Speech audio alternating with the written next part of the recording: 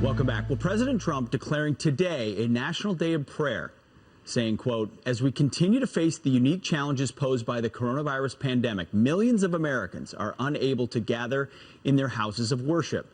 But in this time, we must not cease asking God for added wisdom, comfort, and strength.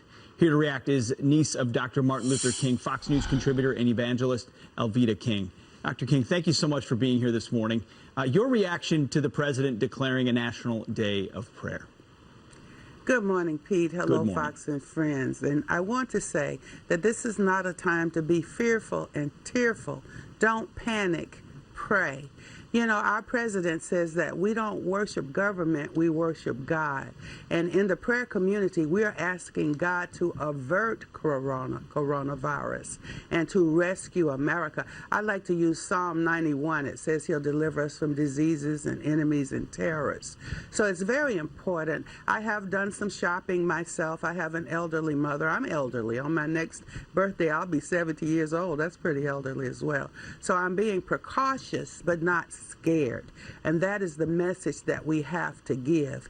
I will probably go to my house of worship, but we have protocols in place and warnings and that type of thing. I believe the president's going to be watching live stream or something with Jensen Franklin. So, Alveda, that's another part of this question as well. My home church closing services and going virtually. Some others deciding to still hold their services. You say you will be attending. Talk to me about that decision.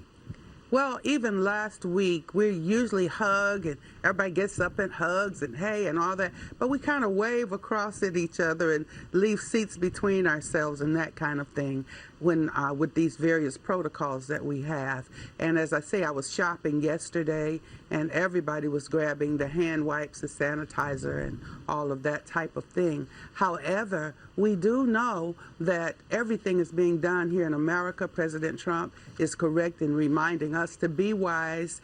And I think he said that a vaccine is on the verge and some other types of precautions and healing measures. I do believe that that should be very comforting for us.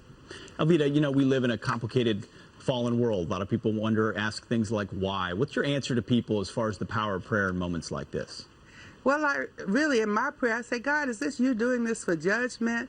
And then I went to Psalms 2, and it says the rulers and the kings of the earth get together and plot and do certain kind of things. So evil people, it seems as though biological warfare was involved in this to some degree. I'm not a conspiracy theorist, and I don't want to make up anything. we don't know that. I get that. We don't. But I said, you know, people, this seems to be human error in handling it. But they say on the back of Lysol can, and that's not a commercial, you probably can't find it on the shelves anyway, but coronavirus is listed as something that some of these chemical things like bleach and things like that can handle it.